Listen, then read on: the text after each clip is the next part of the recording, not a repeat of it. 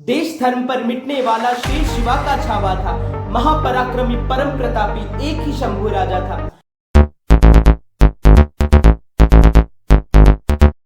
Namaste everyone, this is the untold story of Chhatrapati Sambhaji Maharaj, who was elder son of Chhatrapati Shivaji Maharaj. ये बात उस समय की है जब औरंगजेब की सेना पूरे भारत को अपना गुलाम बनाने की कोशिश में थी। पूरा उत्तर भारत मुगल सेना का गुलाम था और अब मुगल आर्मी दक्षिण की ओर बढ़ रही थी। When Chhatrapati Shivaji was ruling Maratha kingdom, तब संभाजी की उम्र सिर्फ 13 साल थी। 13 साल की उम्र में ही शास्त्र और शस्त्र का ज्ञान प्राप्त करके उन्हें पूरी 13 भाषाओं का ज्ञान था।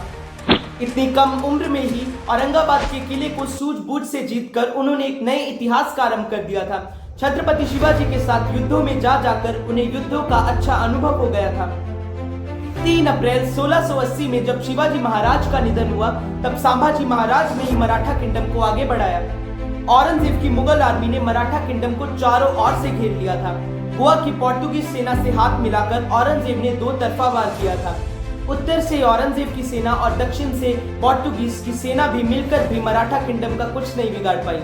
और पोर्तुगीज की लाखों की सेना मिलकर भी संभाजी की हजारों की सेना का सामना नहीं कर पाई।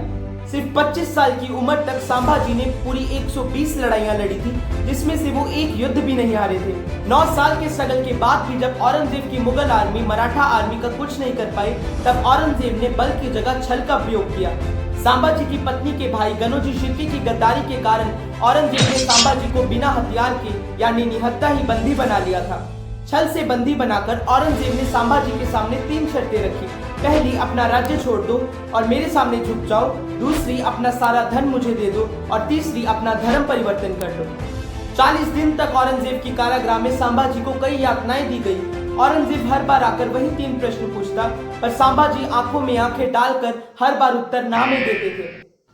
तेज पुंज तेजस्वी आंखें निकल गई पर झुका नहीं, दृष्टि गई पर राष्ट्र उन्नति का दिव्य स्वप्न तो मिटा नहीं। दोनों पैर कटे शंभू के ध्येय मार्ग से हटा नहीं।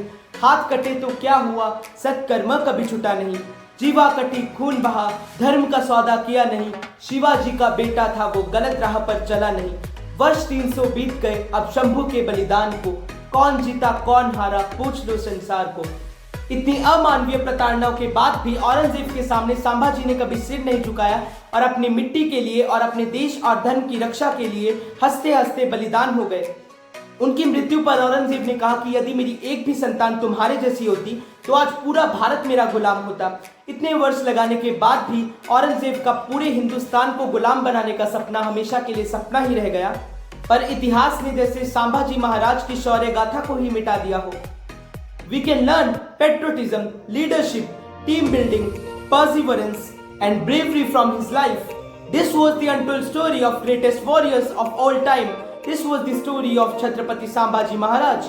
आज जहां लोग सेल्फ डाउटिंग में जीते हैं, वह 25 साल की उम्र में ही संभाजी छत्रपति का टाइटल गेन करके इतिहास बना देते हैं। If you really like this content, please like, share and subscribe to the channel and press the bell icon. तब तक के लिए जय हिंद, वंदे मातरम।